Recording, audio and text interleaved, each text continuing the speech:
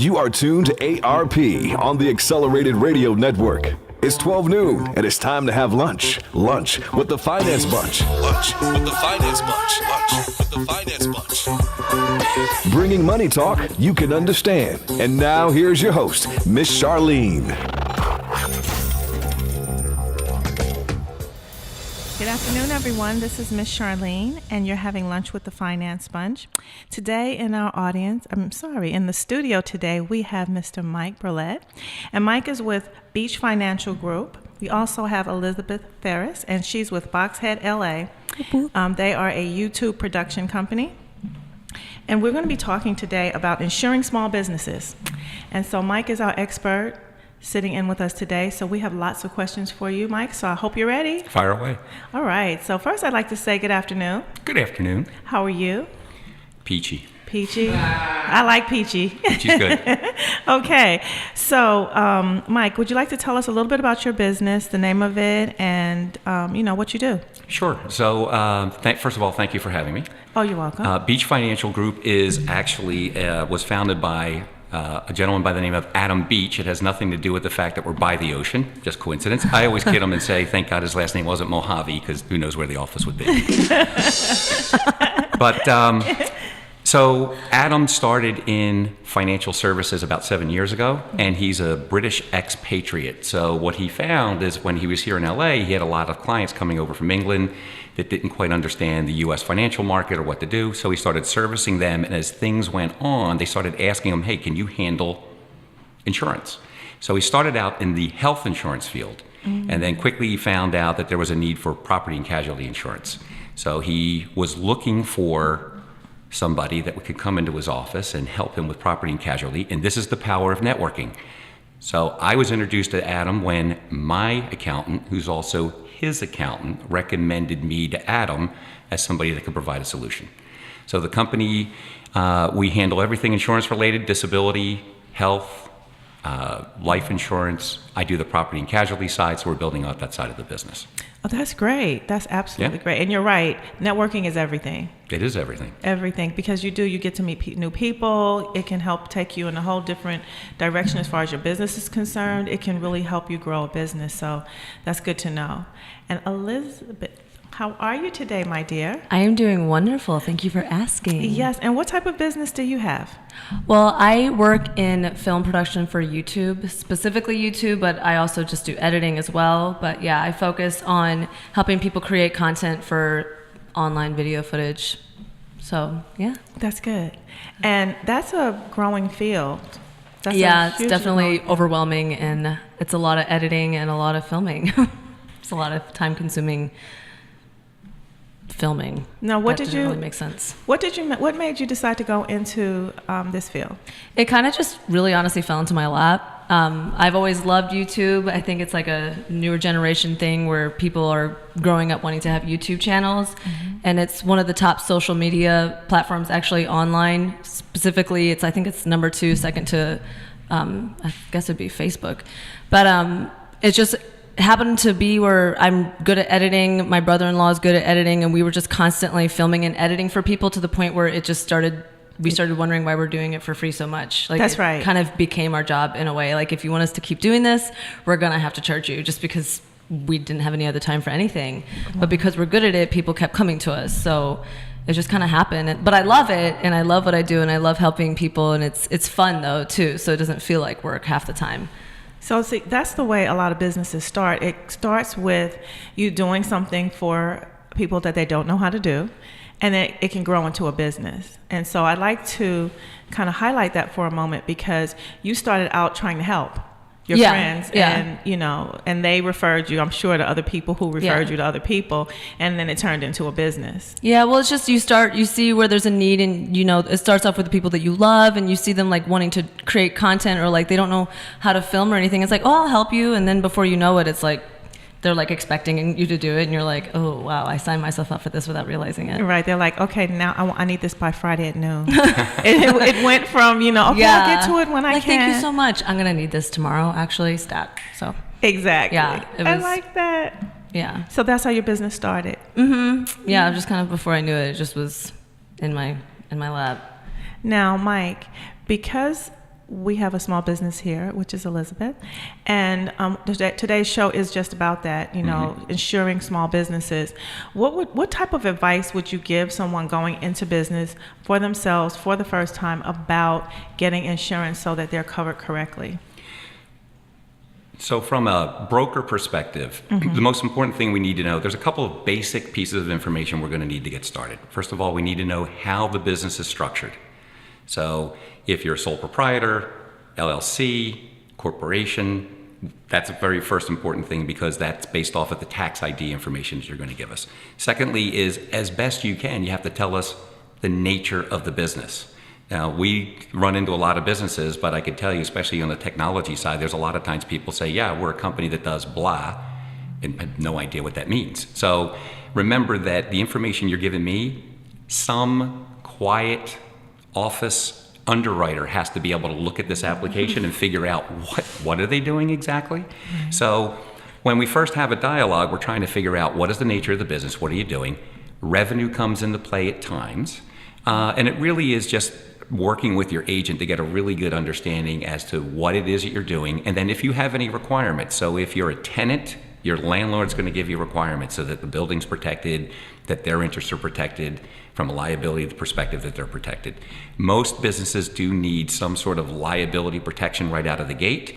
Liability is when the business or people working in the business are found to have harmed somebody else, and therefore you want to make sure that you have protection right out of the gate. The good news is that most business owners' packages have a minimum liability amount that comes with them for $1 million. It sounds like that would be really expensive, but it's not. You can get $1 million policy anywhere between, I've written them for as little as $517 for a year, depending on the nature of the business. So it's real important that you understand that up front. Okay, so you covered a lot. So when a person, let's say they decide they want to do a business like Elizabeth, and they decide, okay, I know my business type, I know what I'm doing, and then they come to you, they have to, for you, explain what that business is. So when you go to work every day, you do what? And that would explain to you what they do versus just giving you the label of the business. That's correct. So, for instance, Elizabeth is actually a perfect case in point. So Elizabeth and I had a conversation about a month and a half ago. And she was getting ready to start her business. She's doing the right thing by figuring out, okay, so what do we need to do from an insurance perspective? We talked for 20 minutes, maybe more on the phone, just to really understand what she's doing. She has a partner. That's important to understand as well, because now you're talking about, we have to make sure everybody's named on the policy. And so from my perspective, it was important to understand that. Now, in her particular case, there were then follow-up questions like, how is this video controlled? Who owns it? You can imagine that if her business was to record a video and there was somebody slandering somebody on that video, would she be protected? Who releases that? Who controls it? So there was a whole dialogue as to, okay, you're actually in there doing this filming, doing this editing, then what happens to it? Who takes control over it? Who has it? Who owns it? Because once someone else has it, they can do anything they want with it. And so we want to make sure that her company would be protected if after they turn it over to the owner and the person who paid them to do the job, that then if that was used in a way that somebody felt that they were harmed by it, it wouldn't come back and harm her company from a financial perspective. Okay, I just want to say this. Every time we have these conversations, you scare me.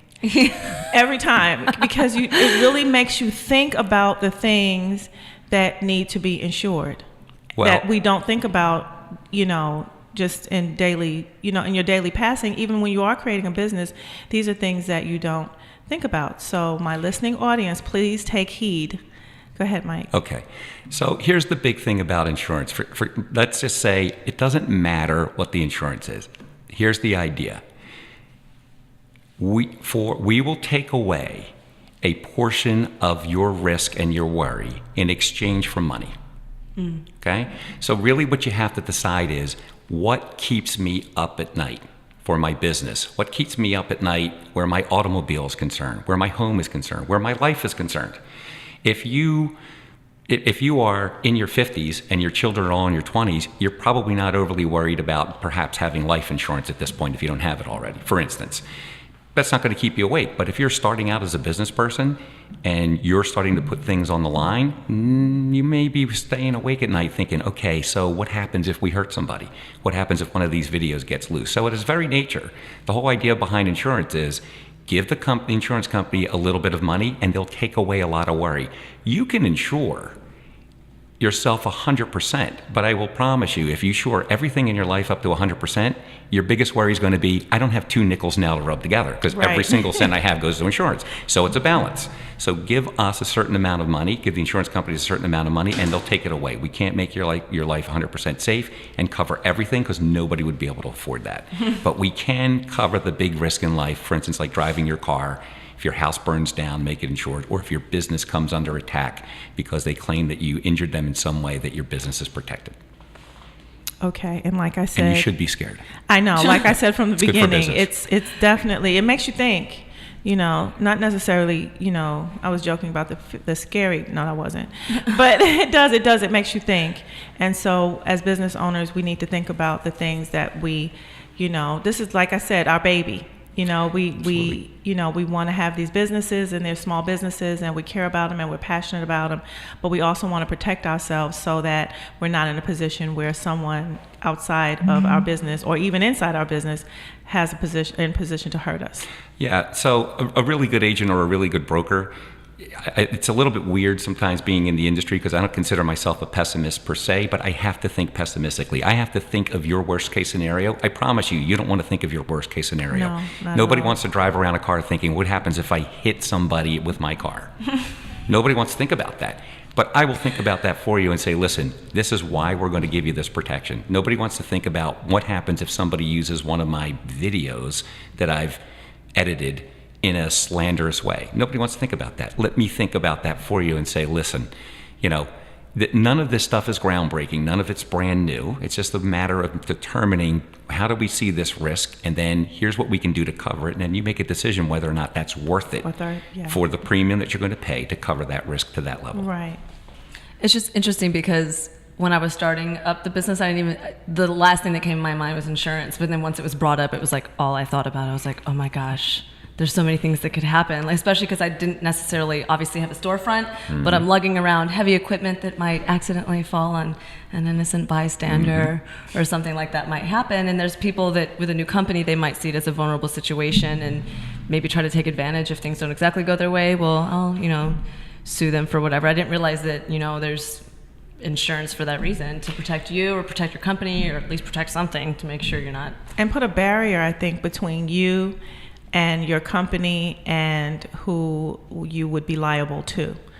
Insurance kind of puts that barrier so that they can't cross over into your personal financial situation. Right. We're definitely the shield. I mean, the nice thing about insurance is you can't go on the attack with it, right? Just because, hey, now that I have plenty of insurance on my car, I think I'll hit that guy walking across the street. You're still not allowed to do that. So it's still for accidents and things that are, unplanned for, catastrophes, ways to recover. The whole idea is insurance makes you whole again. You don't profit from it, but you also don't lose. So it's to get you back where you were before whatever the thing that happened. Is there ever an instance where somebody, obviously different insurance requires different information. What kind of insurance would somebody need if, I've lost my train of thought completely. They would need a lot of insurance for exactly. that. I guess there is no losing my train of thought somebody's insurance is higher or less. You know what I'm saying? Like, what is an easily insured company, or where I stand in my company like that? Oh, okay. So you're saying that based on occupations, are there some things that are greater risk? Yeah. Is there ever a time where you're just like, sorry, we can't insure you? Absolutely. I'm sure, yes. Honestly, there are insurance companies that will cover everything, right? So if you drive down certain parts of town, you look over there and you see a strip club. They have insurance. They have to. Now, what happens in the industry is this. So take some current events going on. I was discussing this with a friend of mine in Georgia last week. He was talking about what's going to happen to police forces throughout the country now that there's been all of these shootings and all of these things. Right. I mean, they're going to get sued, right? Like Baltimore police force is going to get sued. Oh, wow. So the question now becomes, going forward, what's going to happen and how is the city going to protect themselves, because they have insurance for such a thing? If it gets